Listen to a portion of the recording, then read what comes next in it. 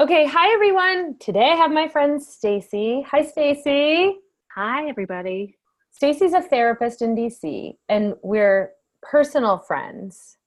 And we were talking one day and I said, I think you said, "Oh yeah, I also do EMDR." And I was like, "Oh, yes. Will you come on the podcast and talk to us about it because I have only had on the podcast so far healing modalities that I've personally used Mm. and practitioners that I know or have used. However, I have a number of private clients who have used EMDR and then come to me later for other things. And I've been so curious about it, but have not had the opportunity to try it myself. And so I'm really excited about having you on to educate us all. What is it? Who is it good for? Why do we need it? And tell us all of the good juju about it. Well, this is such a great opportunity because I really enjoy talking about EMDR. And it's funny when I talk to some colleagues, but mostly friends or people in the community about it, it sounds super weird. It sounds like it's brand new. And I love being able to say, actually, no, we've got tons of research that come from the community about EMDR. So, not to be too boring with the history, I'll just say the EMDR modality is one of the most highly researched psychotherapy methods that we have. It is an evidence-based treatment, quote unquote, for PTSD, but it has a lot of other uses. The woman who discovered this approach, her name's Francine Shapiro. She actually passed away 2 weeks ago, Oh, which has wow. really been such a sad thing for the community to process as a Yeah. group. But it's kind of interesting that we're doing this interview now with Hmm. that, with her experience in the past. So she discovered this when dealing with her own distress. The story that I was told, which this came in my training, so I'm not sure if I've ever actually read this written down, was that she was diagnosed with breast cancer and found herself being called to the woods like many of us are when we are worried about things, and found herself sort of thinking about her anxiety and then looking from side to side, moving her eyes from side to side, feeling herself compelled to do that, and noticing that it relieved her distress. And kind of noticing that, but also having something pretty major to be dealing with, she set it aside for a period of time and then decided to go back to it and see if it would work on other distressing memories of her own, and Mm-hmm. then talk to colleagues about it. And like most of us, when we discover something that works for us, we want to figure out why. And so she really started to delve into the research. And I think the initial studies were in 1987. Okay. That's a good long time ago. Hmm. Um, Ever since then, it's obviously developed into a comprehensive therapy model.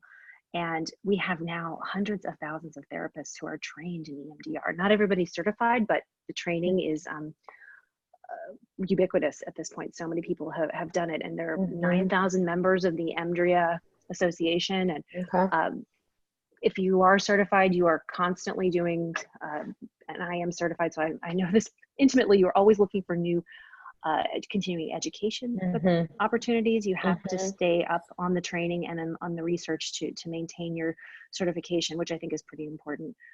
Um, so just to say, I love to highlight that this is something that's really well researched, but it is confusing.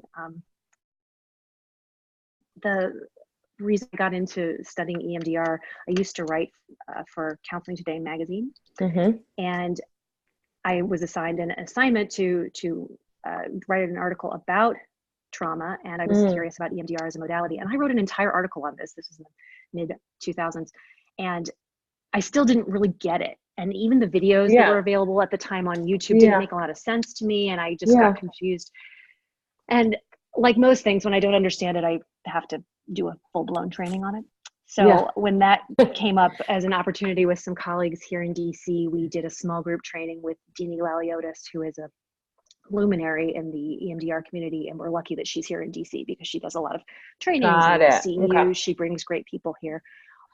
But we were able to do a training in her home, a small group. I think there were 12 of us. Hmm. Most of us were couples therapists, which is sort of my brand. And we were interested in figuring out ways to help our clients manage symptoms from trauma that often impact our relationships, as you can imagine. Hmm. So we did this great training, and a lot of people do the training and just incorporate it as a tool. Some of us go a little deeper and do more of the supervision and requirements to be certified. And I still really wanted to know more inside out. So I started working with a supervisor, Jan Beauregard, who's incredible out in Fairfax, and really started to understand that you could use this tool not just for managing PTSD, but also for incorporating new resources into your experiences. And I know that sounds a little weird, so we can talk about what I mean by that, but I've worked with the clients on dealing with a variety of symptoms. Yes, PTSD, yes, traumatic reactions, but also it's a tool for releasing negative emotions. So you can imagine the uses, helping clients set boundaries, resolving shame. It's all something that we can use EMDR for.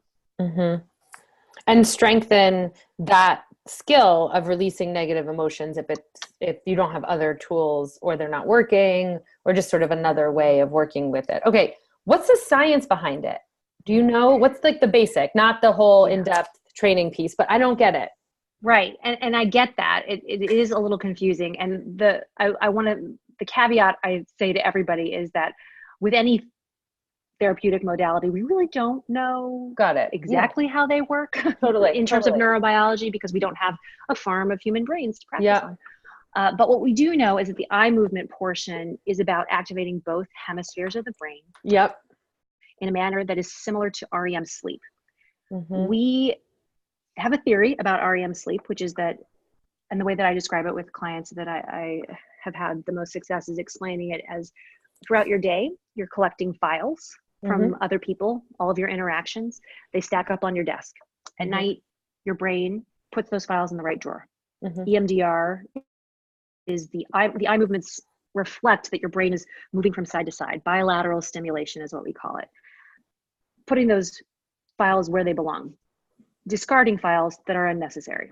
Like, you don't necessarily need to remember the name of every person you interacted with, but you do need to remember what happened during your review with your boss. Important files versus the others. Trauma takes that whole processing system offline. You may be rebooted and good to go the next day. It might take a few days, it might take a couple of months. Your brain will get back into a system of processing daily events, but you still have a big file left on your desk. And that has an impact on your productivity for the rest of your life. So EMDR is a conscious process. We ask a client to consciously sit down, think about a traumatic event, and then we stimulate their brain bilaterally. Doesn't involve needles. It's not painful in any way, but there are a couple of ways that we can stimulate our brains bilaterally. You can look at a light bar that moves from side to side. You can look at my fingers moving from side to side. That's how we learned it in the training. 6 days of doing this, your arm really started to get tired. So most of us invested in the equipment. So my machine is a lap scan that has a light that moves, so people can use their eye movements. It has audio, you can hear tones in either ear, and tappers, which is the preferred modality for most of my clients. They really enjoy the tappers. When you set them, the speed of the bilateral stimulation fast, that's what we use when we're working on a difficult memory. We want to move through the material. We want to get it adapted. We want to understand it in a different way. If we are trying to install a resource or grow a part of ourselves, like our self-confidence, we slow down the modality. We move it much, much slower. If we're trying to install a safe place metaphor or other calming techniques, we use the tappers at slow speed. I have done a couple of trainings with pretty incredible therapists who recommend just holding the tappers at slow speed during any therapeutic session. So even if I'm just sitting and talking to a client as normal, they might hold the tappers to help calm, but also to help distill and trigger their brain into, oh, what we're talking about is important. I'm going to keep this file. I'm going to do something with it. Does that make sense? What's the tappers? It's not the light piece? It's not a light bar. It's like little buzzers in your hand. Okay. Make a little buzzing sound. And sometimes you can hold them in your hands. You can tuck them under your knees. You can sit on them, whatever feels comfortable. But that's also stimulating both hemispheres of the brain. So Exactly. it's so interesting because I'm putting these connections together. I know literally nothing about EMDR except that it's a modality, like I said, that has worked for some. And when I actually brought it up to our online community that I was going to be chatting with you about this, a few people said, oh, great, because I did that once a long time ago and it didn't work, which I don't even know what that means because I didn't know enough about it to know what that would mean or not what that would mean. Sure. However, what you're saying is like directly in line with yoga and Ayurveda philosophy. I mean, this is literally why we cross body, why your physical practice would be cross body, cross center line, whether like even arm extended, like the old school classical postures are cross body, cross center, cross midline, so that you're stimulating the brain and stimulating, and we do alternate nostril breathing. And the reason we do alternate nostril breathing daily is to integrate both hemispheres of the brain. Okay, that's brilliant. The other piece in Ayurveda is, so there is a time of night, 10 p.m. to 2 a.m. in Ayurveda, which is the time when your tissues are restoring, you're emotionally and physically digesting and metabolizing your day and your life, and your brain is getting the shower of good juju for, again, putting the files in the right drawer. The Ayurvedic teachers say, if you're missing that window between 10 p.m. and 2 a.m., your cycles aren't fully completing. And that can cause more disturbance. That makes complete sense. We know that the quickest way, yes, the quickest way to make somebody feel like they're losing control is to reduce their sleep. Whenever I work with clients, the first question is, tell me about your sleep. We can't improve any symptomology until we have that. And it's because of the REM property there, for sure. So I love, like, we've never sat and had a conversation about how this connects to yoga or Ayurveda or what I study or what I know, or like the wisdom of that side. Like, I'm obsessed with like, I love that we live in a world where the science is proving what the Vedic scholars and wisdom teachers and indigenous cultures have been teaching a long time. I love that they're layering and sort of proving each other, but I also love the different lenses and ways of looking at it. That's really saying the same thing. I was with this Ayurvedic teacher yesterday, actually, and he said, we were talking about disturbances of the mind in Ayurveda and how the path to pathology is what he was talking about. And, he said, you can take someone, and if they sleep from 10 to 2, possibly 3, like we could push it to 3, but they wake up anytime after 3, they've still at least been through the process and are less likely to have a dis-ease of the mind. So what he was saying is, true. If your clients or the people you're working with or in your own life are having sleep disturbances, but they're at least getting that chunk from 10 to 2 during what we call the pitta stage of sleep, then it's okay. They can still get up and sort of function. It's when that chunk is disturbed where there's more disease. So I just love, again, like all the connections of it. And I'd never heard someone say it like so specifically, like he did yesterday, around around the sleep cycles and around what's happening when we're sleeping and why that's so important to working with our emotions. It's all connected. I mean, always. Okay, so tell me what a session is like if you're coming in with a trauma. Like, you're coming in with PTSD. First of all, hold on, let me back up.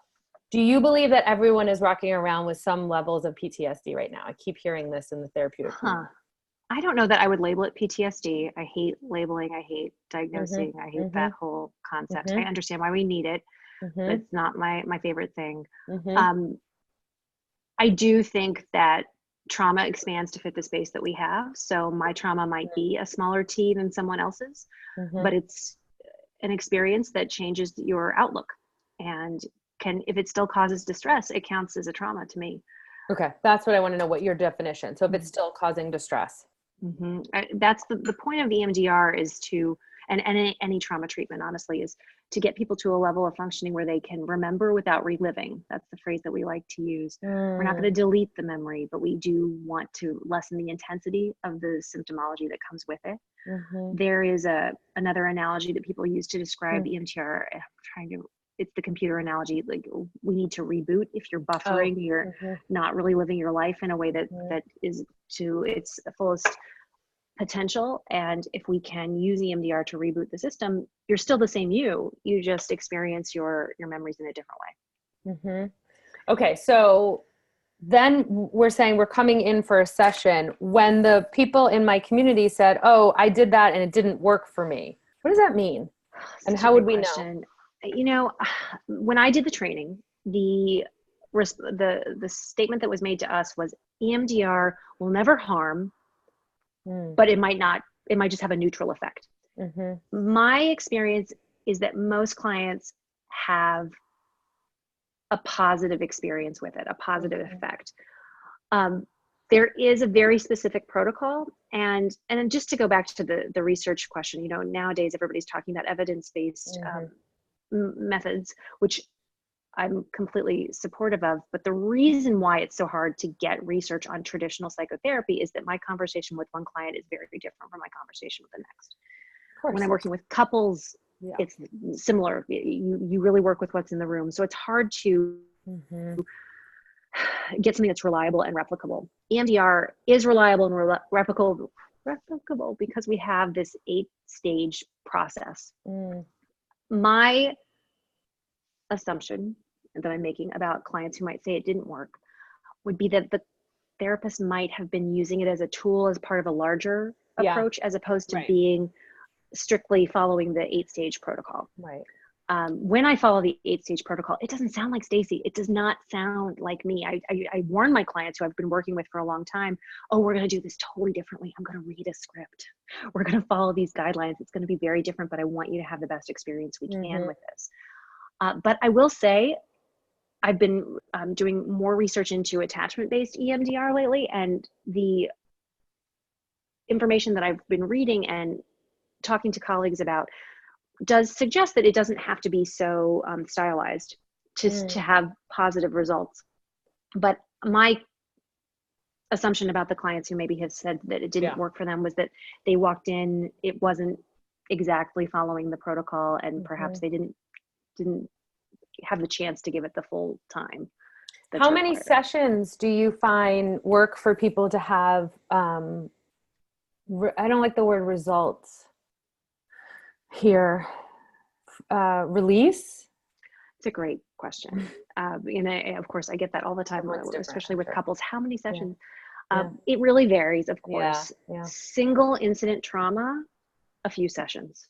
If it's more complicated or performance related, like we use this for peak performance training, it could be more or less. They say, I believe, through the EMDR website, that 12 to 24 sessions is expected for complex PTSD. But there are really no shortcuts in this process. Of course, we do have to give it the time that's required. So when I have a client who says, I want to do this, I ask them if we have a solid amount of time. Like this summer, I'm not taking anybody new for EMDR because I'm traveling a bit, and I want to make sure that I'm available to them to do the processing on a regular basis. We like to have distance between sessions because you need a few you need a few REM cycles to really process what we've done in the session. It's cumulative. You really have to follow the guidelines to get the best results. Are they, during the session, is the client or the patient talking through the trauma specifically? And such a great question. Okay, so traditional trauma treatment before we had EMDR and some of these newer modalities like brain spotting and the emotional freedom technique and these things that we had to help people manage symptoms, traditional trauma treatment was, tell me your story. Now tell me again. Tell me again. Tell me again. Do you feel better or do you feel worse? And it's hard to know whether what we were doing was re-traumatizing people in that process, so they felt even more numb. So maybe I do feel better because I'm not really accessing it. The thing about EMDR is that the client just has to introduce the memory to their own brain. Okay. They don't have to describe it word for word. Our brain stores our experiences holographically, sort of in sights and sounds, smells, bodily sensations.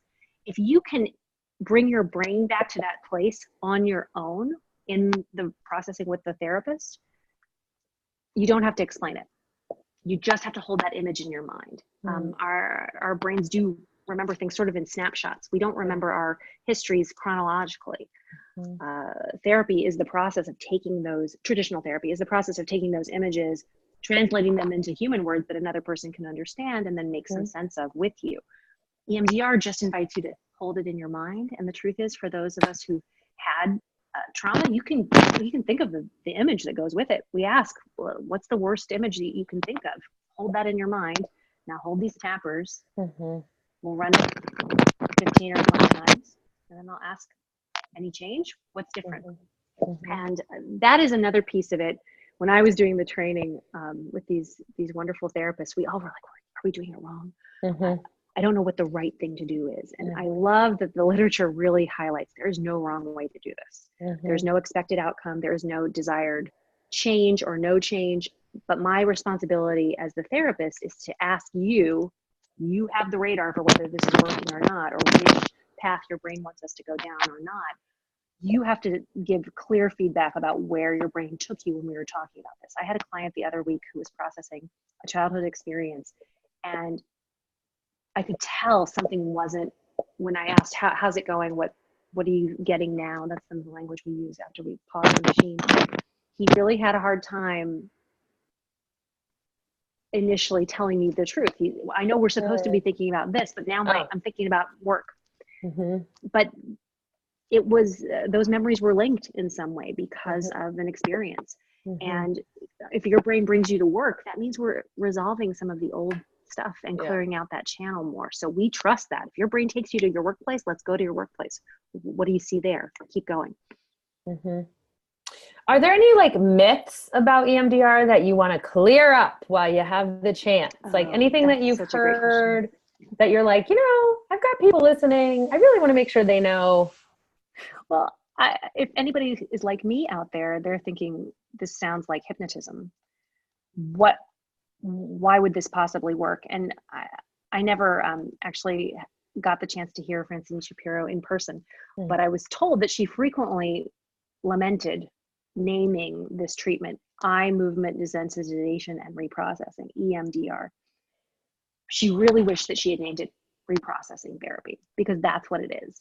When you add in that eye movement thing, you get all kinds of expectations that this is something strange or it's going to put you in a trance. None of that is true. There are some good YouTube videos that show actual sessions that I would recommend people take a look at. Okay. But also, when I have a client come in and say, "Oh, I heard you do EMDR," I show them my machine.